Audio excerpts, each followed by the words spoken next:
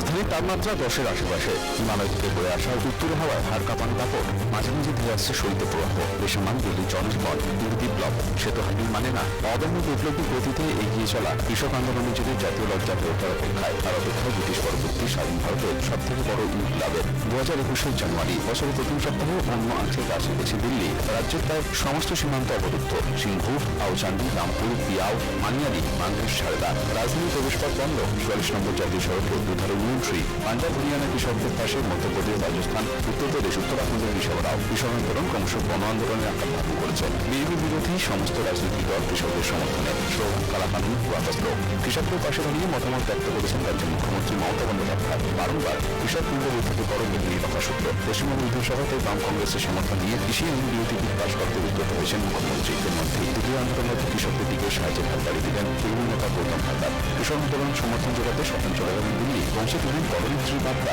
আন্দোলনকারীর হাতে তুলে দিলেন খাদ্যদ্রব্য। আর পেটে বসে সারলেন মধ্যাহ্নভোজ, মানুষের শক্তি জোগানোর ক্ষুদ্র প্রয়াস।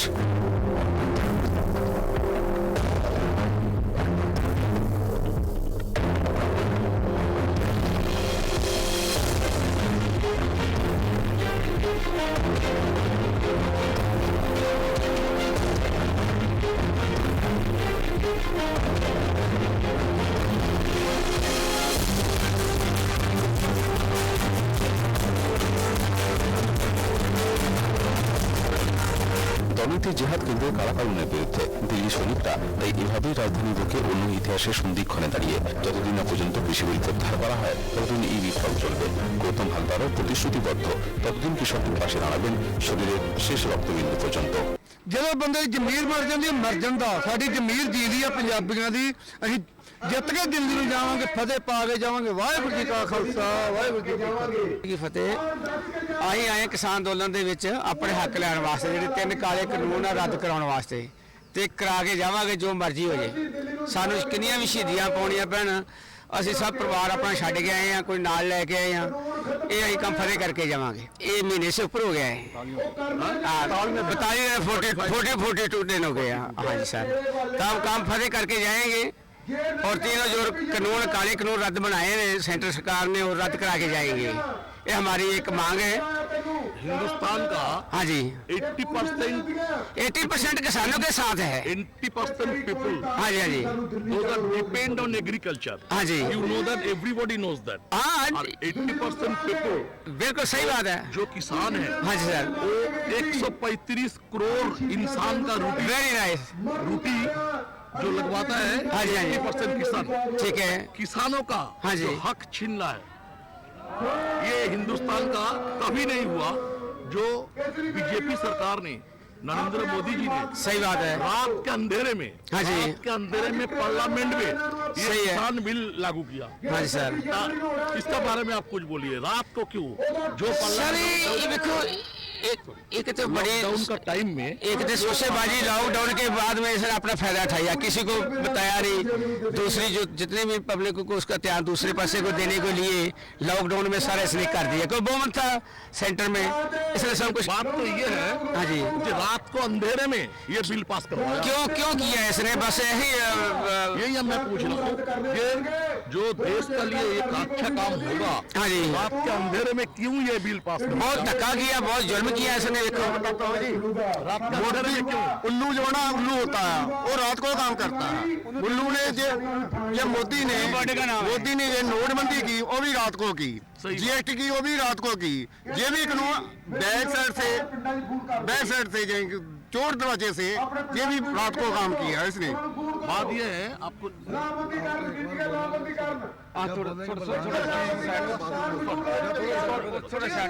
बस का भूतपूर्व प्रधानमंत्री लाल बहादुर शास्त्री जी ने कहा कि जय जवान जय किसान। बिल्कुल जी, जय जवान जय किसान से किसान। हाँ, जय जवान जय किसान से। अभी किसानों का ऊपर, किसानों को तो इन्होंने रोड पे बिठा दिया है। किसानों को रोड पे बिठा दिया है, कीड़ी से लेकर हाथी तक किसान ही भोजन खिलाता है।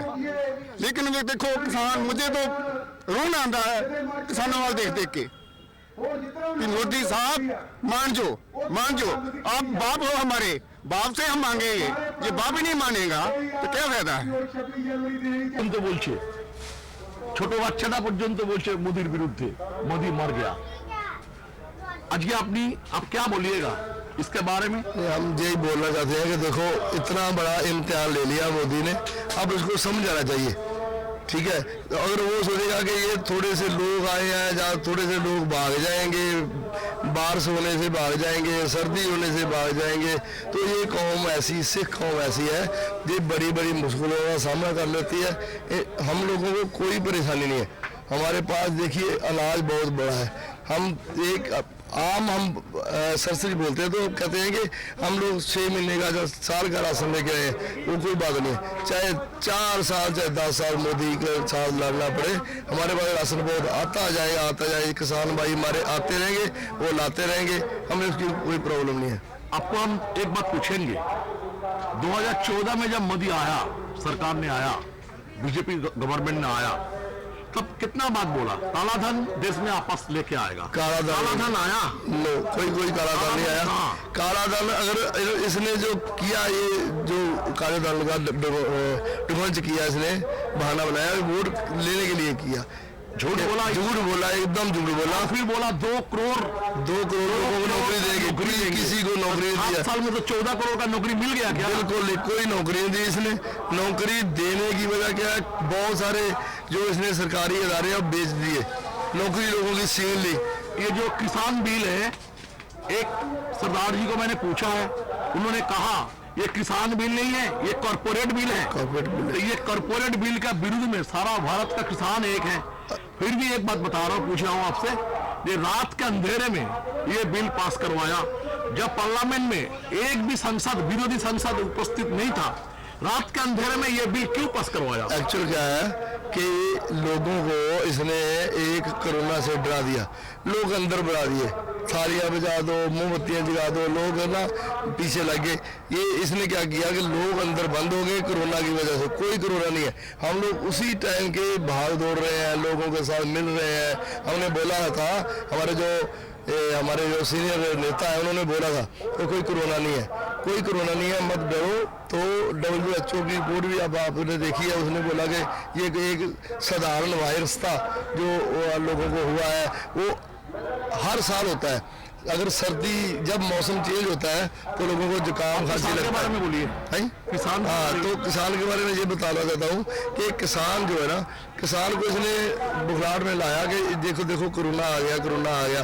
पीछे इसने काले कानून जो है लागू कर दिए। हम कहते हैं इसके काले कानून जो है मौत के वारंट है, जिमीदारों के, किसानों के मौत के वारंट है। कुछ का बोल रहा था, हम पूछ रहे थे, वो बोल रहे थे हम लोग मर जाएंगे, हटेंगे नहीं। ये तो हम भी कह रहे हैं, यहाँ बोल रहे हैं हम मर जाएंगे। देखो मैं कह रहा हूँ कि मैं अपने घर बोल के आया हूँ, अगर मोदी मान गया तो मजे खुशी घर आएंगे, अगर मोदी नहीं माना मर भी जाएंगे। अब देखो 26 तारीख को हम जा रहे हैं, ऐसे जाएंगे, कोई बात नहीं, हमें मरने का कोई डर नहीं है। देखो हमारे गुरुओं ने सिखाया, पूरा सर्वस्व दान। लाल बहादुर शास्त्री ने कहा जय जवान जय किसान। हाँ जी, किसान रास्ते पे। लाल बहादुर शास्त्री ने बहुत देर बाद बोला जय जवान जय किसान। हमारे गुरु गोविंद सिंह जी ने ये नारा दिया था। सही बात। तो ये नारा क्या दिया था, देग तेग फतेह। देग का मतलब है किसान, तेग का मतलब है जवान।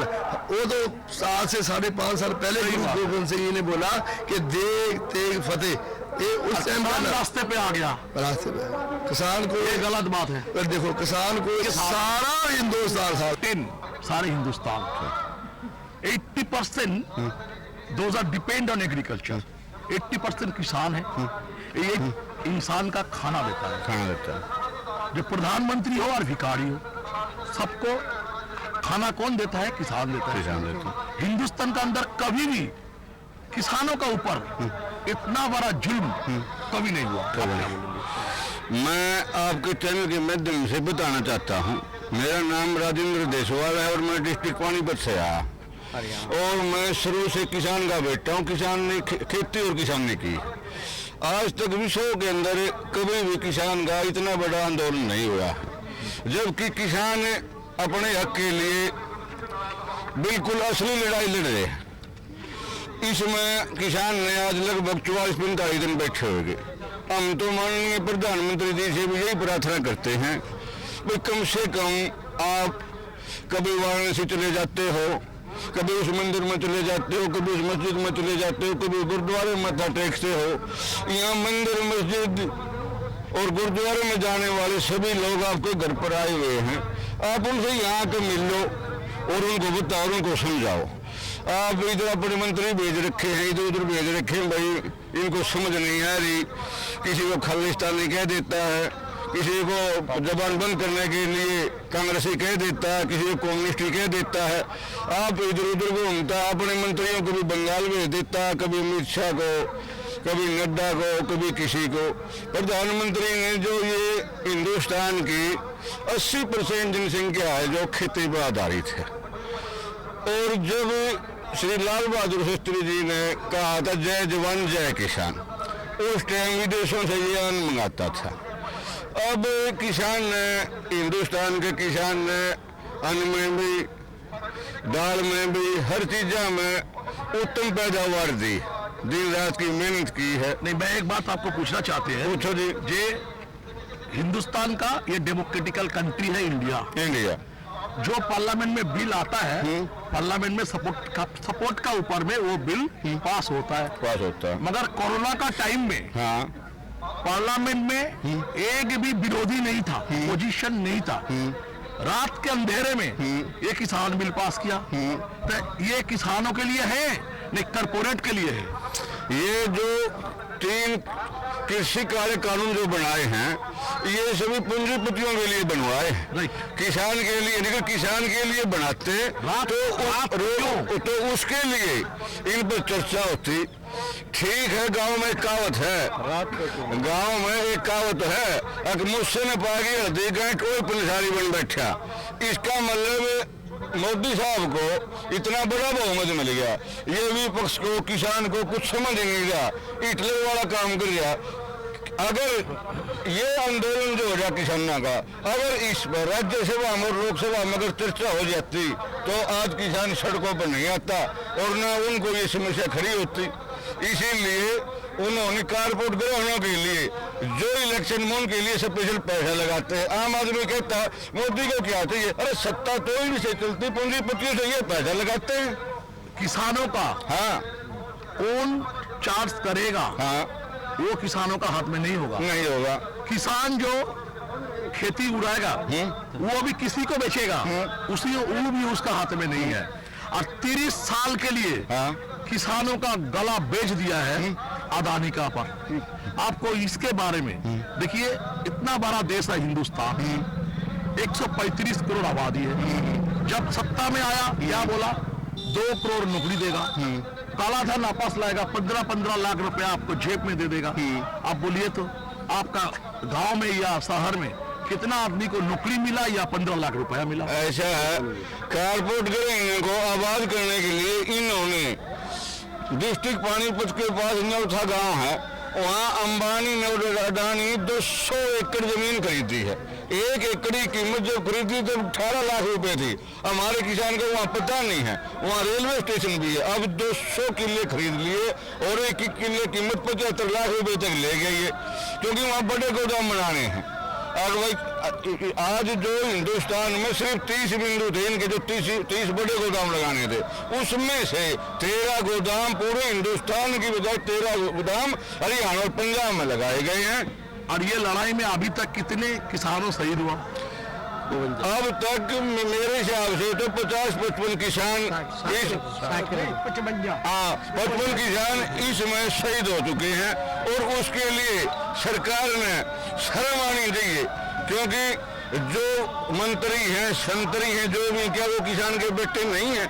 उन्होंने पता नहीं भाई इतनी बुरी सर्दी में वो अपने यहाँ लौट के देखो एक बार कभी भी, क्या पता कितना दाम क्या गिर रहे बिना ही गिनती पड़ती है, चलेगी दाम। समर्थन है हिंदुस्तान का, सारे कोने कोने से आदमी का आपका समर्थन है। हाँ, समर्थन है। ये किसानों की लड़ाई है, पूरी देश के किसानों की लड़ाई है। लाल बहादुर शास्त्री ने कहा था जय जवान जय किसान। आज किसान सड़क पर है। हमने भी कहा कि हम ही जवान हैं, हम ही किसान हैं, हमने भी कहा है। किसान या जवान खतरे में है तो हिंदुस्तान भी खतरे में रहेगा। भाई देश का किसान भी खतरे में है, जवान भी खतरे में है, दोनों को आमदनी कम है, उनकी भी सैलरी बढ़नी चाहिए जवानों की। रात को अंधेरे में ये बिल क्यों पास करवाया? और रात को अंधेरे में बिल पास करा, कोरोना में बिल पास करा। यही तो मैं हाँ, तो उसी के लिए तो लड़ाई है ये। लड़ाई लड़ी जाएगी मजबूती से, लड़ेंगे जीतेंगे, लड़ेंगे। जय हिंद। चलो, किसान का ऊपर इतना बड़ा जुर्म, हाँ जी, आप क्या बोलेंगे? ये गवर्नमेंट को सोचना चाहिए ना, भी किसान अन्न देता है, खाने को देता है, इसके बारे में कुछ खुला सोचा जाएगा। वो उनको दबाना चाहते ये सब हैं। बच्चे लोग आए आपसे, आपका घर का लड़कियां, घर का बेटिया, सब आ गए हम तो यहाँ पे, जब हमारे हक छीने जा रहे हैं, हमारे आदमी लोग यहाँ पे आ गए जेंट्स, तो हम वहाँ पे क्या करेंगे? हम भी यहाँ पे आ गए, हम तो बच्चों को लेकर यहाँ पे आ गए। सारा हिंदुस्तान आपको सैल्यूट करता है, आपका ये लड़ाई में आप भी शामिल है, आपका बच्चा लड़की, घर का सब कुछ सब शामिल है ये लड़ाई में। बेटे तुम कुछ बोलोगे? तुम पढ़ाई करते हो क्या? कौन क्लास में पढ़ते हो? जरा इधर आओ ना, जरा सामने आ जाओ, आ जाओ बेटी तुम। मैं किसानों की तुम बोलो। मेरा छोटे ছেলে মেয়ে किसान घरेर ছেলে, किसान घरेर मेয়ে। तुम्हें क्या नाम है? आप क्यों आया यहाँ पे? हम यहाँ मोदी से अपना हक लेने आए हैं। বলছে অধিকার ছিনতে এসছে। ভাবতে পারছেন বাচ্চা ছেলে, বাচ্চা মেয়ে সব স্কুলে পড়াশোনা করছে, কি পরিস্থিতির মধ্যে দিয়ে ভারতবর্ষের এই তানাশাহী সরকার নরেন্দ্র মোদী, যে মানুষের জন্য ভাবতে পারে না, রাতের অন্ধকারে যে বিল পার্লামেন্টে পাশ করেছে, সেই বিলের বিরোধিতা করতে বাচ্চা ছেলে মেয়ে ঘরের পড়াশোনা, ঘর বাড়ি ছেড়ে, কোথায় বাড়ি, কয়েকশো কিলোমিটার দূরে এসে তারা রাস্তায় বসে আছে। এই মর্মান্তিক ঘটনা ভারতবর্ষের মানুষ শিক্ষা থাকে, যে ভারতবর্ষের মানুষ, যে ভারতীয় মানুষ, যে ভারতবর্ষের মানুষের উপর ভারতবর্ষের সরকার এই অত্যাচার করতে পারে। तुम कुछ बोलो क्या? तुम भी आए, कौन क्लास में पढ़ते हो? तुम कौन क्लास में?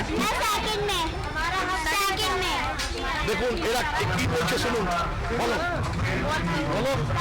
কিষাণ ঐক্য জিন্দাবাদ, किसान एकता जिंदाबाद। किसान অনিতা মুখোপাধ্যায় রিপোর্ট, চ্যানেলটা।